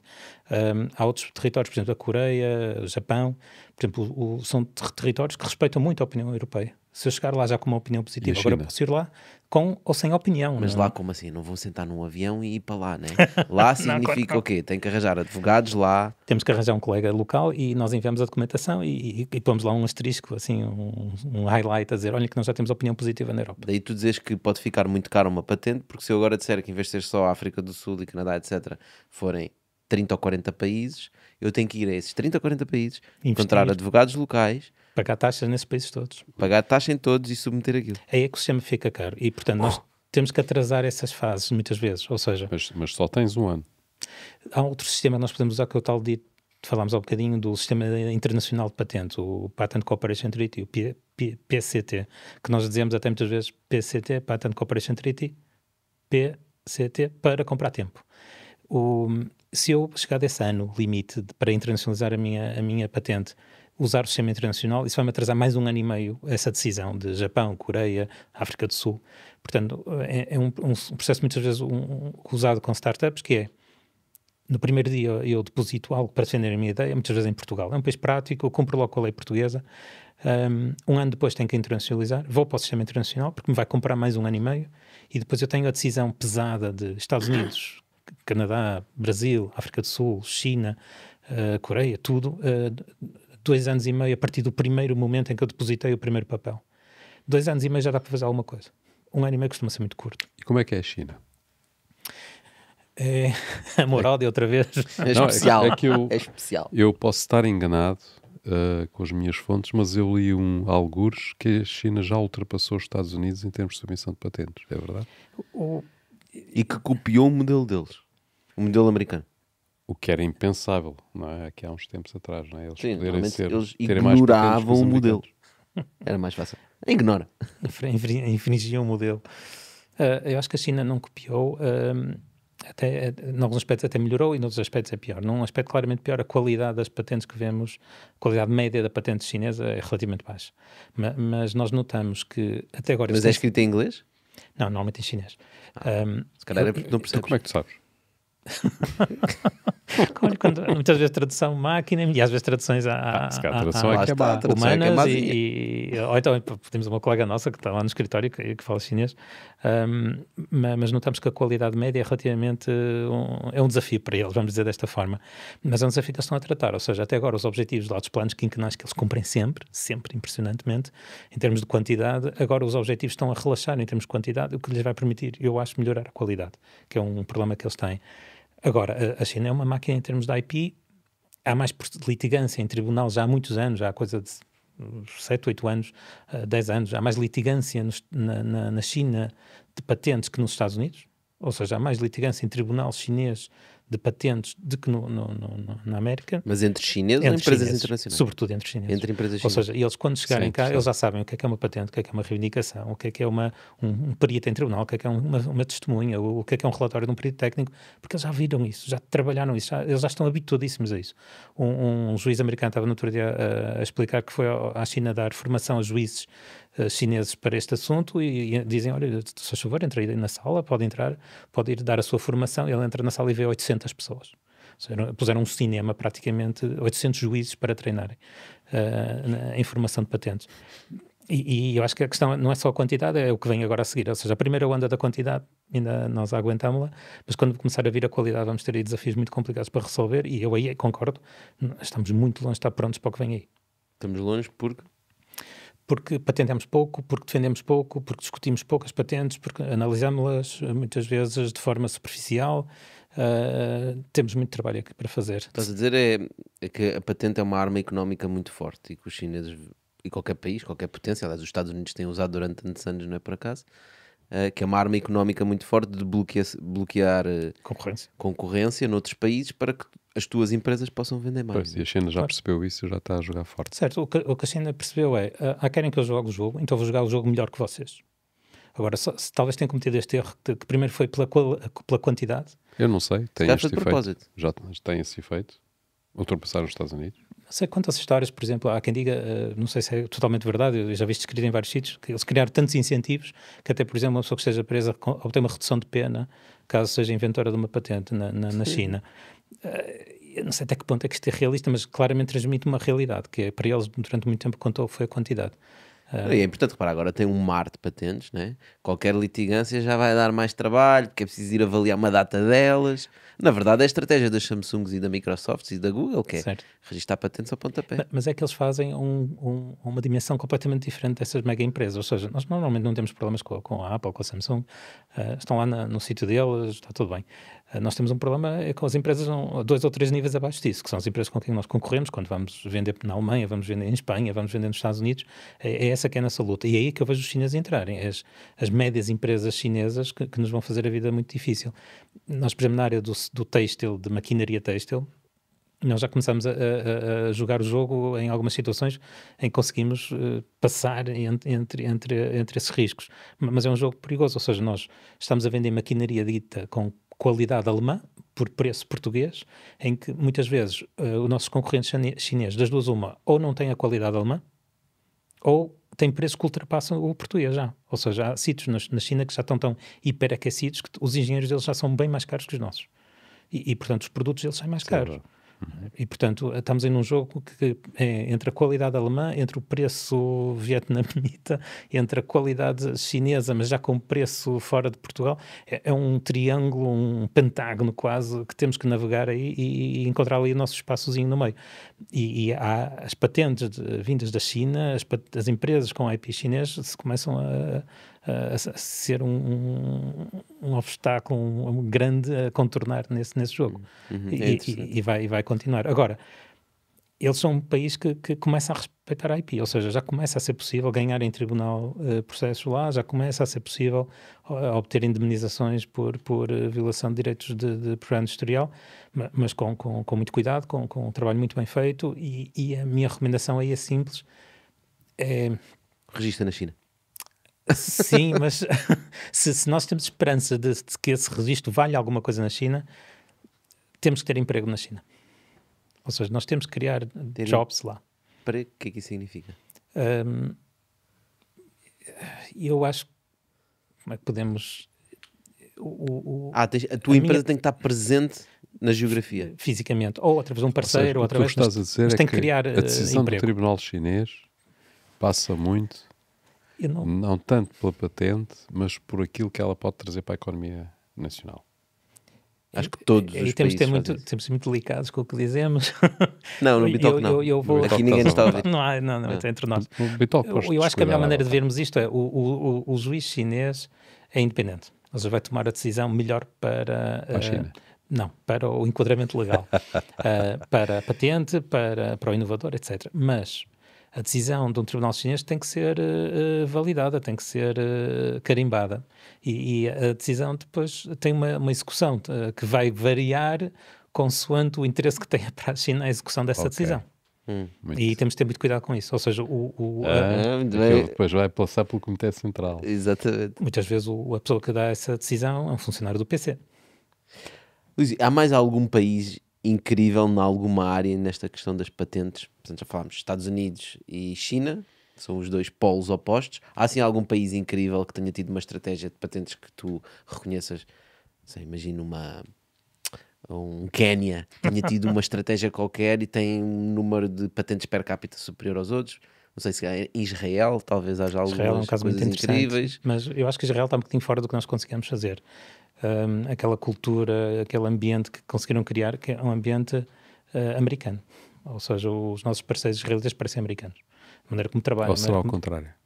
Se calhar. Os americanos parecem israelitas. Muitas vezes os nossos colegas têm ascendência judaica e são quase uma tradição no setor a ascendência judaica de grandes especialistas legais e especialistas em patentes nos Estados Unidos. Mentes muito boas, malta brilhante. Eu não tenho a certeza, acho que tenho muita dúvida que a gente consiga replicar esse modelo israelita cá. Às vezes preferimos inspirar no mais básico. A Alemanha continua a fazer um trabalho excelente nesta área. A Alemanha, e não é complicado, é quase pão com manteiga, é trabalhar bem, é organizadinho, orientado, e é um jogo que ainda por cima, depois nós com o nosso jeito conseguimos ter vantagens grandes. Tantas vezes que nós estamos a questionar uma patente, ou ao contrário, estamos a defender uma patente contra colegas alemães. Argumentos ótimos, tudo muito bem trabalhado, mas eu acho que nós dizemos isto, mas é realidade. Eles depois de entrarem numa direção, aquele porta-aviões, se nós estamos à frente, somos atropelados completamente. Mas se nós conseguimos desviar a rota, aquele porta-aviões depois não vira. Ele não segue naquela direção e vai sempre em frente, por mais errado que esteja. E nós conseguimos explorar isso. Porque nós facilmente mudamos de direção, a nossa traineirazinha vira à esquerda, vira à direita. E conseguimos sair vitoriosos desse jogo. E eu, para mim, olhava muito para o que a Alemanha tem feito, que não é nada especial, não é nada exótico, é mesmo os basics, fazer bem os basics. Mas tipo de basics? Sim, são rápidos. Proteger as nossas inovações bem, termos financiamentos consistentes ao longo do tempo. Tantas vezes temos apoios para patentes nesta área, que aparecem um ano, há um pico, temos patentes por todo lado, depois no ano seguinte já não há nada. Ou seja, ter um apoio consistente ao longo do tempo, bem estruturado, que apoia a nossa inovação ao longo dos anos. Isto não é um jogo a 2 anos, a 3 anos, a 5 anos. Falamos da China, eles fazem planos quinquenais a 10, 15 anos, muitas vezes. Sim, mas nós precisamos dessas problema que nós temos é a primeira estratégia, ir voltar às nossas conversas habituais. Certo. E depois consistência nessas estratégias, não é? Porque não temos estratégia e não temos consistência naquilo que não temos. Claro. Porque depois tens os ciclos políticos, não é? Quinquenais? Se interrompem ao fim de 5 anos, portanto não consegues ter um plano quinquenal sequer. Nós notamos isto nos apoios. Não há nenhuma razão para um apoio nesta área ter algum minuto que esteja fechado. Quando a empresa tem uma ideia boa, quando a empresa está naquele momento crítico entre a inovação, o investimento, o mercado, a ideia, normalmente não tem tempo para esperar. Ou seja, até agora discutimos, o problema disto é os timings, não é? A sincronização destas coisas todas. E depois vamos ver apoios e a malta diz, talvez para o ano abra qualquer coisa. Estamos fora do jogo. Não serve para nada. Não serve. Ou seja, o apoio nesta área, pode ser mais exigente, Podia ser um cheque patente. Com mais exigência, menos exigência, mais mérito, menos mérito, não tudo bem. Um cheque patente podem está sempre existente, está sempre disponível. Se há pouco dinheiro, tornem-no mais difícil de obter. Nós já falamos, a qualidade é boa para nós. Mas pode ser um cheque a quantidade é boa para o jogo dos outros, mas a qualidade é boa para nós. Nós somos inovadores, somos diferenciadores. Essa qualidade para nós é ótima. Portanto, venha esse cheque, que seja mais exigente numas alturas que outras, tudo bem, mas que não estejamos um segundo que seja sem esse apoio aberto. Mas não chegámos ainda a definir o valor do cheque, eu queria perceber. Falámos de alguns valores.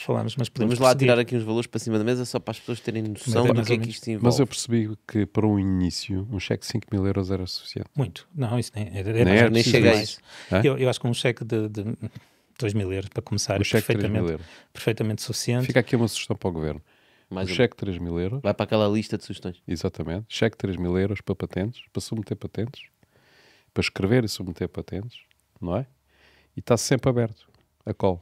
Eu aí ponho um cheirinho mais para um apoio, por exemplo, a uma patente europeia. para começar logo com a europeia, para jogarmos aquele jogo dos Estados Unidos.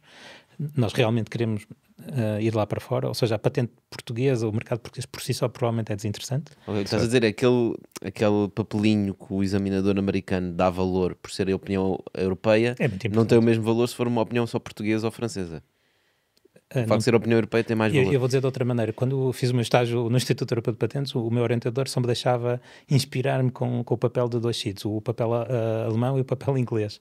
Ou seja, ele dizia, podes ver o relatório alemão e inglês antes de começares o teu trabalho. Todos os outros não, fazes primeiro o teu trabalho e só depois é que vais ver o papel que te mandaram. Porque... quer dizer, isso incluía o relatório americano, o que fosse. Português ele nem sequer mencionou. Mas vamos voltar à questão prática. Ideia. Um cheque de 3 mil euros para submeter a patente. E então, se é para uma patente europeia, daria 3.500 euros. Pronto, 3.500 euros para a patente europeia, fechado. Inclusive depois, em inscrevê-la e essas coisas. Sim, tudo. Depois, só obtiver a patente, tem um cheque plus de mais 5 mil euros. Mais 5 mil euros. Eu diria que o cheque poderia ser seguido até um ano depois pela tal internacionalização para um sistema internacional. 5 mil euros. Mais 5 mil euros? 5 mil euros? Chega. Para um pedido de patente internacional. Podemos pôr mais 500, mais 1.000 euros, se quisermos ter a certeza que não estamos ali a... Pronto, duplicamos. 7 mil euros. Pronto, só para chegar aos 10k já. Não é? Tens um primeiro de 3 mil. Certo. Ou 3.500 e um segundo de 6.500 ou 7.000. Em 10 mil euros. Isso permite aguentar um pedido de patente durante 2 anos e meio. Ou seja, passado 2 anos e meio temos aquela discussão dos países todos, aí facilmente estamos a falar de 20 mil, 30 mil euros. Epá, em 2 anos e meio a empresa tem que provar qualquer coisa, claro, tem que começar a já tem que ter dinheiro. um apoio do mercado. E aí quando chegamos aos 20 mil, 30 mil para ir para uma quantidade grande de países, até pouco tempo os sistemas nacionais indicavam como 50 mil euros todo este pacote ao longo de 3 anos como um valor indicativo. 50 mil euros. Chega e sobra, até dá para chegar a patente já de farma com algum conforto. Portanto, mas aí eu já estava à espera de um match. Ou seja, quando chegamos a 2 anos e meio, a empresa já deve ter feito qualquer coisa. Claro, já tem que ter meios próprios. Já tem um investidor. E aí fazemos um match, fazer um multiplicador de algum investimento privado, porque não? Claro. É o correto aí. Para não irmos sozinhos. Por exemplo, França criou uma coisa chamada France Brevet, que é tipo um fundo de patentes francês e a rentabilidade daquilo é muito baixa. Porquê? Porque é um bocadinho que falámos há bocado, se calhar das universidades. A inovação tem que vir dos empreendedores, tem que vir do privado, tem que vir das empresas, tem que vir dos nossos inovadores. Atenção, estes cheques as universidades não podiam recorrer. Nem aquelas empresas falsas, não sei o quê. Ou vão junto. Ou seja, o objetivo disto é para PMEs e para empreendedores, inovadores, que podem ir junto com uma universidade. Mas o líder, o empreendedor, o inovador, tem que ser, não pode ser a universidade, aí concordo. Agora a universidade pode ir junto. Pode ir apoiar. Pode ir junto, não pode submeter. Por exemplo, há agora um apoio da União Europeia para patentes europeias, está aberto neste momento. Porque o objetivo não é criar patentes, o objetivo é criar inovação, é criar negócio. Se é criar produto, tem que estar uma empresa a liderar isso, ponto final. Perfeito. A patente por si só não é negócio. Nós já falamos disso. Quer dizer, é negócio para aqueles que inventam patentes. Acho que escrevem e litigam e etc. Olha, Luís, nós falámos tanto de patentes, tenho certeza que houve pessoas que ficaram inspiradas para criarem as suas próprias patentes. E estarem atentos. O que é que tu sugeririas? Já, eu tenho uma ideia, tenho aqui a ideia da frigideira, para sequer começar a pensar se vale a pena patentear uma coisa ou não. Primeiro é pesquisar, como falámos há bocado. Mas pesquisar onde? Vou ao Google Patents e pesquiso? Não, o Google Patents é uma ferramenta que funciona bastante bem. Ir ao Google, escrever lá Patents, aparece logo a interface da Google Patents. Funciona bem, pesquisa bem em termos de keywords. Nós às vezes vemos alguma dificuldade dos empreendedores terem coragem de verem que já existem coisas parecidas ao que estão a pensar. Ok. Evitam propositadamente essa pesquisa. Okay. E evitam a má notícia e às vezes temos que ser nós, às vezes é falar com um colega, falar com um amigo que ajude a ser o contraponto dessa pesquisa, que normalmente connosco resulta sempre bem. Ou seja, quando nós desafiamos os nossos empreendedores, os nossos inovadores, os nossos inventores a dizer, olha, não é uma coisa parecida, ele vai para casa, volta no dia seguinte e diz, não, a minha ideia é realmente diferenciadora, é diferente e vem com mais conteúdo que é crítico estar no tal pedido de patente. Eu acho que isso é que é importante, é perceber o que já existe e qual é a nossa diferenciação, o que é que estamos a trazer. Porquê? Porque hoje em dia uma patente não consegue descrever uma tecnologia hoje em dia, mesmo numa sertã, numa frigideira, uma patente em que é 30 páginas, é impossível descrever cabalmente em 30 páginas uma tecnologia. Portanto, nós temos que descrever o delta, a diferenciação. Ora, se eu não sei bem o que é esse delta, se eu estou a descrever uma coisa que já existe, é tiro no pé, não é? Tu estás a insistir que é uma sertã, mas não é uma sertã, é uma frigideira mesmo. Portanto, é diferente. Existe a patente, acertamos, não? Nós não vamos igual. Isto é a frigideira. É isso. Ok, pessoal. Portanto, é essa pesquisa inicial e depois verem se existe potencial comercial, é pedir uma ajuda um bocadinho mais especializada. Há pouco tempo estava a ver um caso de um inventor português que tinha uma prótese para o joelho, teve dificuldades enormes com a patente a nível europeu. E durante esse processo o Instituto Europeu de Patentes disse várias vezes, por favor, vá buscar ajuda especializada, porque a outra parte tem-na, ou seja, a outra parte tem aqui centenas de patentes, escreveram algo assim parecido nesse sentido, e ele mesmo assim não foi buscar ajuda profissional e no final acaba por perder a patente e perder a licença que estava a receber, porque ele já tinha a tecnologia licenciada. Há ali um momento em que há alturas que é cedo demais e não temos a parte empresarial organizada. Perfeito, faz o que se pode. Podemos apostar num pedido provisório, com o conteúdo melhor que conseguirmos escrever, porque não é o que dá. Mas a partir do momento que haja um mínimo de capacidade financeira, acho que há uma obrigação de ir buscar uma ajuda um bocadinho mais especializada, mais profissionalizada, para não correr o risco de perder depois tudo mais tarde. E vemos um bocadinho essa dualidade. A malta que não faz nada porque acha que não pode fazer nada, ou a malta que até já depois tem capacidade de fazer qualquer coisa e não é diligente nessa proteção. Claro, não dá o valor que tu dás, porque também conheces na área as coisas que vão acontecendo, não é? Nós só vemos as notícias que é inventor vende patente por 50 milhões, é a única notícia que a gente vê. Nós vemos muitas vezes o empreendedor à segunda já sabe.